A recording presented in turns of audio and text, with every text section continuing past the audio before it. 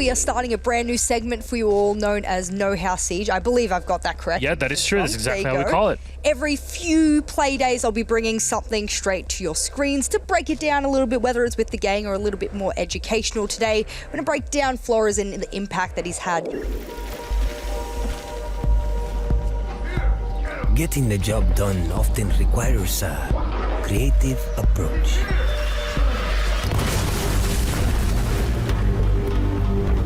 That's where I come in. I want to show you guys exactly how at least Flores is being utilized and the three key main areas. Watch very carefully. I see you guys looking away. Take notes. You have to take all of this into your rank gaze. We have it on our big screen in front of us as well. Well, I mean, if it's powerful, listen to the lady, then of course it's going to be even more powerful in ranked. At least that's my analysis so far. So the first key area to look at is the destruction of utility. Things like shields, ADSs, for example, because of course the ADS won't zap it, are the best way to get rid of utility at the moment is the Rataro drones. You've got 10 seconds to work with. And as you can see, Maru, he gets it on in and he can spot that shield, which is blocking a huge critical line of sight. And hopefully, if I get this right, I'll be able to highlight that for you there. There we go. Exactly the line of sight shield that covers the top red stairs. And as a result, he's looking to get rid of that one. There's nothing stopping him. No mute jammer, no pest. And as a result, he's able to get that one in, explode. And now you have a huge, beautiful hole here. And it allows that line of sight I was talking about, which would have been covered by the shield before. So it's really important to get rid of that.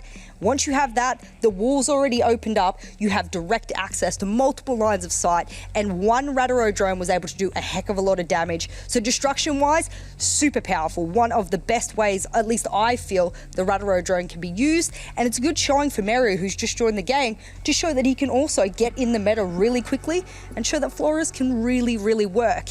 That's that segment there, and hopefully, if I've done all of my research correctly, it will go on to the next clip. Yes, it will. In this next particular clip, player displacement has been another one. It's not the most popular utilization of the Rataro drone, but it is one that is becoming a little bit more popular for power position. So this power position right here, that's where the smoke is playing in stash. And the reason that's a power position is very hard to clear without grenades, etc. So why not use, which is pretty much the C4 size of an explosion, a Rataro to make that smoke move out of position. The moment it lands on him, the rest of the players can push on up and aggress onto him.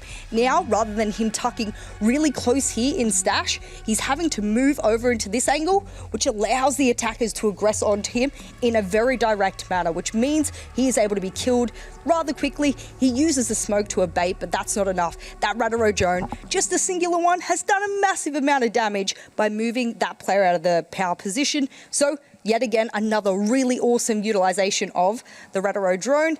And the last one, which happens to be one of my favorites that I'm seeing around as well, and I know there's a couple of you here who might be able to use it, is the way you can use the Rataro drones for soft breach. This has been a really cool adaptation I didn't think I'd see a lot of in pro play. You can see here there's already one hole. What has happened here already? One Rataro drone has been used to make the rotate between kitchen hallway over into stage, and that's allowed them to have that rotate that they're looking for. Then what they try and achieve is to make a little bit more of a verticality of the soft breach. They've got, and hopefully I'll be able to bring it up here. There we go. I promise you guys, I'm good at this when I'm not live streaming this. I swear it goes perfectly. You can see Lily, he's trying to open up onto the floor. He's got his breaching charge there. We've also got the Rataro drone next to it. For those of you who have really good map knowledge, you'll know that there's a default cam directly under that Rataro drone, and it provides a huge line of sight down to the meeting hatch, which goes all the way down to default, where you'll generally find those electro claws. And as a result, they're able to open this all the way on up in a singular second. And all of a sudden you have all of this vertical control you would otherwise need to use ash charges, so fear breaching charges as you saw there. You've got 4 Rataro drones. That is a massive amount of damage you can do in one singular round. And as a result, that is probably the 3 major areas of the Rataro drones that you can use. So, wait, what's the number 4 that you were mentioning, Jessica? Well, hopefully I don't get tangled up coming back, I swear. This is danger. She's alive. It's going well so far.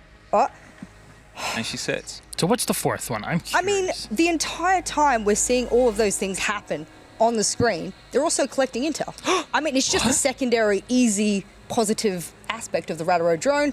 And I mean, it's a drone at the end of the day, so Yeah. collecting intel. If you want to take one of the biggest things away from the segment here today, try using the Rataro drones in all different ways. It will help your team. It also is one of those ones you can solo queue with really, really effectively. It's like Zofia in my mind. You don't necessarily need the coordination of other players. Maybe if there's mute jammers, which is the predominant way to stop a Rataro drone or a pest, maybe you can combo with the Thatcher. Otherwise, for me, I mean, you can jump on Flores yourself, be solo queuing and do really, really well. So give it a go. Try every aspect that you can, because if it's really powerful in comp, I promise you it will be powerful in ranked. And Chad, do you know what he also has?